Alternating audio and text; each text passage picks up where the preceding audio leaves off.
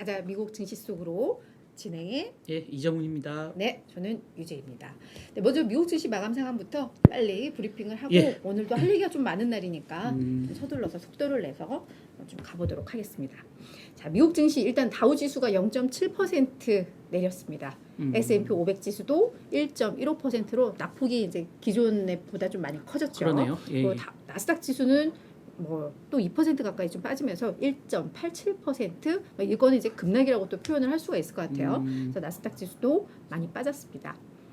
자, 이유를 좀 보니까 월마트가 어제 뭐 예정에도 없이 갑자기 뭐 어떤 전망치나 뭐 이런 것들을 내놓으면서 이제 예. 뭐 소비에 대한 약간 우려가 커졌는데 오늘 이제 많은 기업들 뭐 마이크로소프트라던가 뭐 그리고 구글, 알파벳 뭐 이런 애들도 다 실적을 발표했는데 뭐 생각보다 안 좋았죠. 그래서 이 실적 충격이 오늘 증시에 많이 미쳐졌고 그리고 이제 경제에 대한 우려도 커진 날이었습니다. 특히 어제 IMF가 이제 미국 세계 경기도 그렇지만 미국도 경기 침체 못 피할 거야. 피할 가능성이 매우 희박해.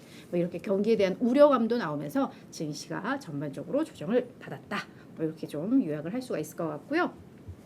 자, 주요 기업 어제 실적이 정말 많았습니다. 네네. 뭐 장 마감 후에 마이크로소프트가 실적을 발표했는데 뭐 예상치를 하회를 했지요. 강달러와 거기에 피치 시장이 악화가 되면서 많은 뭐 매출도 그렇고 이익도 그렇고 시장의 예상치를 하회를 했는데 다만 장 마감 후에 클라우드 사업 부문의 이제 성장 기대감이 높아지면서 주가는 많이 뛰고 있어요. 네, 지금 시간 외에서 4, 5% 정도 예. 오르고 있는 상황이고 알파벳도 이제 유튜브 부문 등 광고 매출이 좀 감소하고 있다. 뭐 이렇게 얘기를 하면서 이제 역시 시장의 예상치를 하회를 했는데 시간 외에서는 또 역시 또 뛰고 있습니다. 네, 또 오르더라고요. 광고 매출 줄고 있는데 그 3분기 전망치가 시장 컨센서스보다 높아요 오히려. 그러다 보니까 야 광고 타격을 덜 받는구나. 맞아요. 예, 저희가 예상했던 뭐 그런 부분들이죠. 네네. 메타나 알파벳 같은 경우는 스냅보다는 광고 시장 타격을 덜 받는다, 위축 타격을 덜 받는다라는 맞아요. 어떤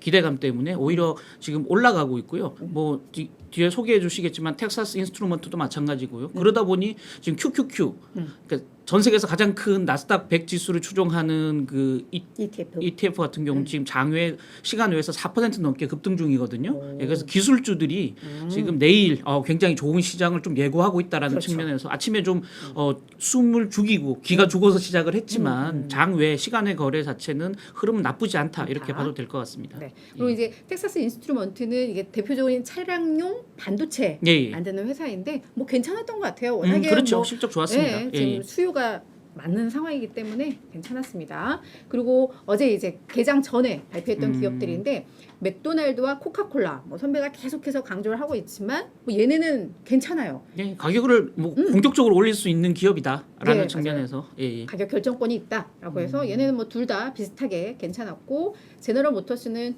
역시 뭐 공급망 차질 중국 문제 이런 것 때문에 시장의 예상치를 좀 하회를 하면서 주가가 근데 뭐 아주 뭐 빠지거나 또 이러지는 않았던 것 같아요. 지금 여기 이제 드러나지 않았지만 장 마감 후에 발표한 좀 관심 있었던 또 기업 하나가 치폴레거든요. 치폴레 멕시칸 그릴 같은 경우도 지금 가격 인상을 공격적으로 했어요. 이 2분기에. 그러다 보니까 실적이 너무 좋았고요. 오히려 이제 또 컨퍼런스 콜에서 앞으로 계속 더 올릴 거야 가격을 얘기했더니 주가가 지금 8% 9% 폭등 중이거든요.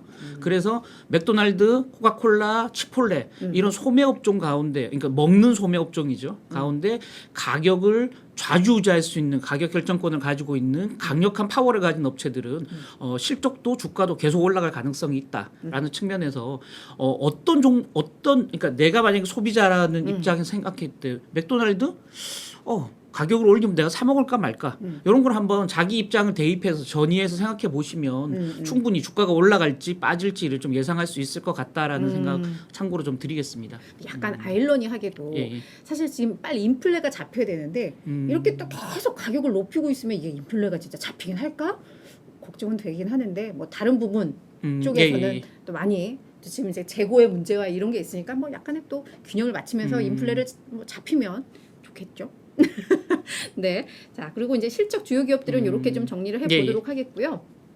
경제 지표들도 좀 나왔는데 아주 좀 저희가 관심 있게 봐야 될 게 6월 신규 주택 판매와 이 컨퍼런스 보드가 발표하는 7월 소비자 신뢰 지수인데 둘 다 안 좋았어요. 네, 좋지 않는데. 네, 그래서 주택경 앞에가 실제로 이번에 발표한 거고 뒤에가 시장의 전망치인데 다 밑돌았습니다. 그래서 뭐 지금 금리를 계속 올리고 있기 때문에 주택 쪽이 안 좋은 건 다 알죠. 금리가 네, 높으니까 그렇죠. 뭐 대출 받기도 힘드니까 그냥 뭐 안 사는 뭐 이런 구조다라고 볼 수가 있겠는데 저 소비자 신뢰 지수는 저희가 좀 봐야 할 것 같아요. 저게 사실은 뭐 앞으로 6개월이나 이때 가계 지출을 또 예상을 해볼 수 있는 거잖아요. 네, 그러니까 소비자들이 느끼는 지금 현재 체감 경기입니다. 그러니까 헤드라인 지수, 소비자 신뢰 지수는 내가 지금 생각하는 내 몸으로 느끼는 미국 경기는 어때라고 대답한 거고요. 저기 이제 하부 지표로 미래 소비 지표라든지 미래 소득 지표라든지 하부 지표들이 있거든요. 네. 그거 하나하나 뜯어서 사실은 좀 봐야 되겠는데 미래 지출에 대해서는 좀 굉장히 부정적으로 보고 있다라는 맞아요. 측면에서 보면 100보다 훨씬 밑에 내려가 있거든요. 100이 넘어가야 좋게 보는 개인들이 더 많다라는 뜻인데 100 이하에서 신뢰 지수보다 지출 지수가 훨씬 안 좋게 나타나고 있기 때문에 향후에 나는 돈을 잘 안 쓸 거야 이렇게 대답하는 사람들이 그렇죠. 굉장히 예고가 늘어나고 되는 거죠. 있다라는 거죠. 맞아요. 그런 면에서 이제 지표들도 안 좋았는데 사실 이 소비자 신뢰 지수가 나쁜 것과 어제 이제 월마트의 이야기를 저희가 예. 좀 묶어서도 생각을 해볼 수가 있을 것 같아요. 맞습니다. 확실히 맞습니다. 이제는 소비에 대한 어떤 심리, 소비의 상태 이게 분명히 악화되고 있는 건 맞는 것 같거든요. 그래서 예. 오늘 유통주들이 많이 악재가 되고 많이 주가가 빠진 것도 이와 또 연관도 시켜볼 수 있는 거잖아요. 예, 맞습니다. 예. 아까 뭐 사실은 몇 개 대비되는 개념들이었죠. 그러니까 미국에서 보면 리테일러라는 용어로 그러니까 뭉뚱그려서 씁니다. 그래서 일단은 뭐 소매 유통업체들, 그러니까 개인을 대상으로 하는 유통업체는 대부분 다 리테일러라는 카테고리에 집어넣는데요. 월마트도 그렇고 뭐 심지어는 맥도날드도 여기 들어가거든요. 예. 다만 이제 약간 양극화가 일어나고 있다라고 볼 수 있을 것 같아요. 그래서 월마트도 어제 이제 실적 가이던스를 하향 조정하면서 이렇게 얘기했어요. 식료품 휘발유에 대해서는 미국 소비자들이 돈을 더 쓴다. 가격이 오르는데 안 살 수 없으니까요. 그쵸. 예, 돈을 더 쓰게 되는데 돈을 여기 더 쓰니까 다른 부분 좀 안 써도 되는 부분. 그게 이제 비싼 내구재 같은 게 되겠죠. 그쵸. 그러니까 옷이나 가전 제품을 덜 산다라는 거죠. 예, 그러다 보니까 뭐 이렇게 되면 어떻게 될 것 같아? 소비는 그러니까 사야 되는 것만 필수제만 사고 안 사도 되는 것들 덜 필수적인 제품 재화들은 잘 안 사게 되는 이런 양극화죠. 예, 그렇게 본다면 저는 오히려 월마트가 좀 지금 주가가 간밤에 8.8% 빠졌는데 네. 좀 과도하다라고 보여지는 게요. 그러니까 월마트는 미국의 리테일러 중에서도 좀 특이한 포지셔닝을 가지고 있어요. 왜냐하면 전체 매출의 55% 정도, 반 훨씬 이상이 식료품을 팔아서 버는 돈이거든요. 그러니까 우리도 예전에 대형마트 보면 신선 제품은 이마트 가서 살 거야. 뭐 맞아요. 이런 류의 그 소비자들의 편향성이 있잖아요. 그래서 월마트는 그러니까 먹는 채소류, 과일 뭐 이렇게 먹는 제품은 주로 월마트 가서 사요. 미국인들은. 예. 그러니까 55% 전체 매출이 이 식료품에서 나오거든요. 그렇게 본다면 식료품은 안 살 수 없거든요. 아무리 그렇죠. 가격이 필수니까. 올라도. 예. 다만 이제 월마트보다 그 밑에 있는 기업들, 뭐 타겟이나 또 BJ 뭐 홀세일, 뭐 어제 주가가 상대적으로 덜 빠졌습니다만은 이런 그 유통업체들은 전체 식품 비중이 20%도 안 되거든요. 예, 이런 데는 오히려 더 타격을 받을 수 있다라는 측면에서 보면 저는 오히려 월마트가 좀 과도하게 빠졌지만 그러니까 사실 매를 먼저 맞은 효과가 있는 거고요. 그렇지. 오히려 월마트는 이렇게 이실직고를 하고 난 다음에 주가는 좀 오히려 반등할 수 있는 여지가 있다고 보여지는데 다른 이 리테일 업종들은 오히려 더 고생하지 않을까. 그래서 이제 캐나다 온라인 이커머스 업체 쇼피파이 같은 경우는 감원을 10% 하겠다고 얘기했거든요. 이것도 엄청난 그 시장이 악재가 어제 됐는데 맞아요. 온라인 쇼핑몰도 예외가 아니라는 거죠. 그러니까 온라인 쇼핑몰로는 식료품을 잘 안 사잖아요. 휘발유는 그렇지. 온라인 쇼핑몰에서 살 수가 없죠. 없지. 네, 그러다 보니까 옷도 뭐 옷, 신발, 뭐 기타 등등 맞아요. 뭐 그런 어떤 공산품들을 온라인 쇼핑몰에서 많이 사는데 온라인 쇼핑몰이 더 타격을 받는 거 아니야? 이런 우려감들도 분명히 있다는 거죠. 예.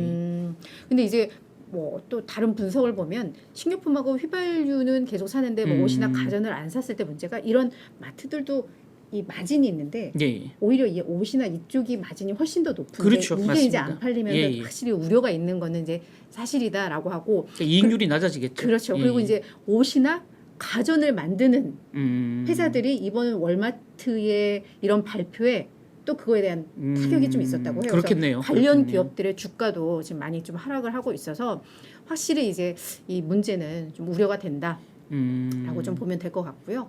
그리고 어제 사실 또 하나 주목할 거는 IMF가 세계 경제 전망을 또 낮췄어요. 맞습니다. 그러면서 또 미국에 대해서도 그러니까 미국이 지금 이게 경기 침체다 아니다 이렇게 말이 또 많은데 경기 침체를 피해갈 가능성은 매우 낮아. 그렇죠. 경제 침체 올 거야. 니들도 예외 아니야. 뭐 이런 거죠. 그래서 그런 전망들도 좀 불안한 것 같은데 어제 혹시 어떤 수치들이 좀 나왔었어요? 어제? IMF 전망치를 한번 살펴볼까요? 제목 이렇게 달았습니다. 짙은 먹구름 속에 낀 세계 경제 이렇게 이제 제목을 달았는데요.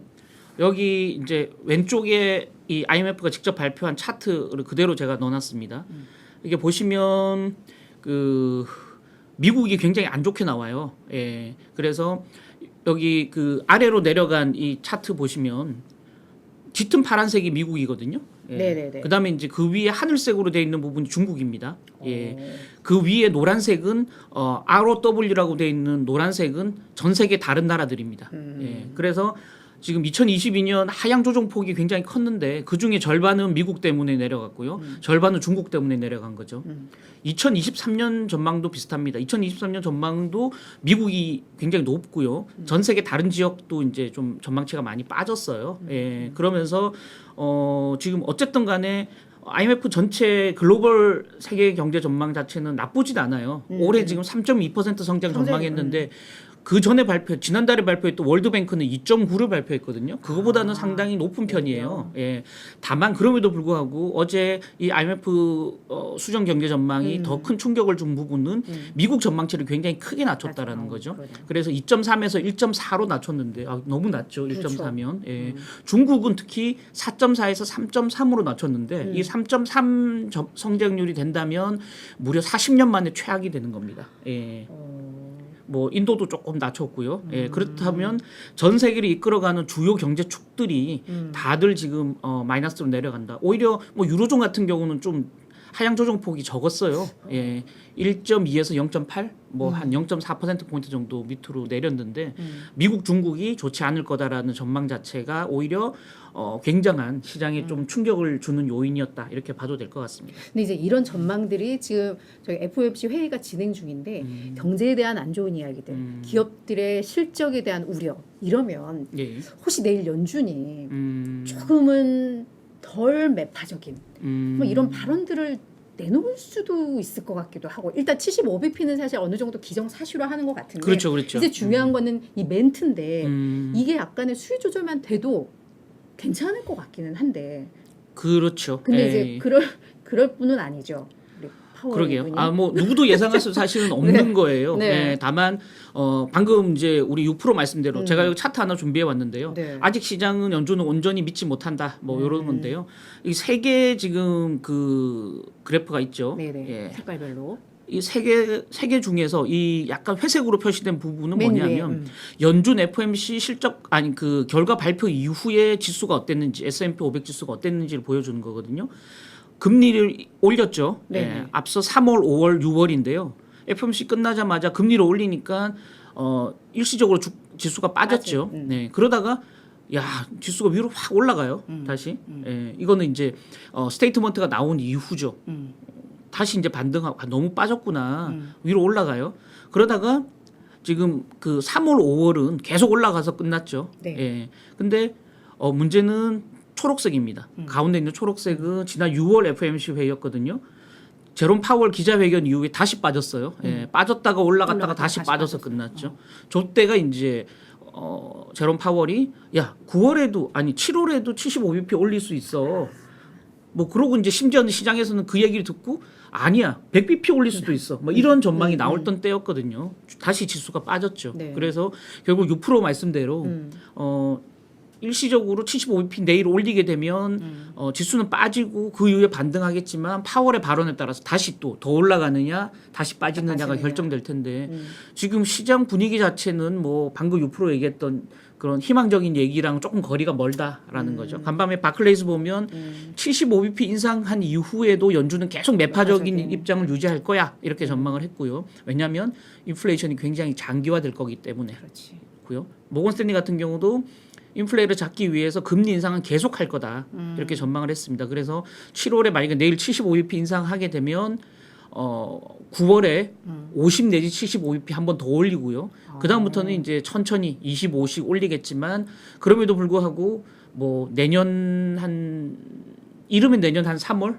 늦으면 내년 6월까지도 계속 금리 인상을 할 거다. 이게 이제 시장의 대체적인 관측이거든요. 네. 그렇게 본다면 아직은 뭐 바닥을 찍고 연준 니네 걱정 이제 끝 이렇게 하기에는 조금 더 찝찝한 구석이 남아 있다라는 거죠. 사실 연준의 목적은 사실 경제도 생각을 해야 되겠지만 얘들은 지금 물가가 사실 핵심 타깃이기 때문에 뭐 지금 이런 게 나온다고 해서 얘네가 갑자기 뭐 스탠스를 바꾸고 이러지는 좀 않을 것 같은데 일단 한눈만 패야죠. 맞아. 근데 일각에서는 또 오히려 지금 이런 상황 때문에 그렇다고 경제를 망가뜨리고 싶지는 않은 거잖아요. 그렇죠. 오히려 9월에 대한 그런 가이던스에 대한 말을 조금 조심할 수도 있어라는 얘기도 나오는데 근데 오히려 그렇게 되면 이게 또 불확실성이 될 수도 있을 것 같고. 그렇죠. 뭔가 참 맞습니다. 저희가 넘어야 할 산이 아직은 좀 많다는 뭐 그런 생각이 좀 드는데. 기왕에 뭐 맞아야 될 매라면 좀 빨리 맞는 게 오히려 낫지 않을까. 맞아요. 그래야 그래서 이게 또 빨리 불확실성 다 없애고 네네. 시장이 가을쯤에 본격적인 반등 랠리를 보인다면 뭐 더할 나위 없이 좋겠죠. 네, 그렇습니다.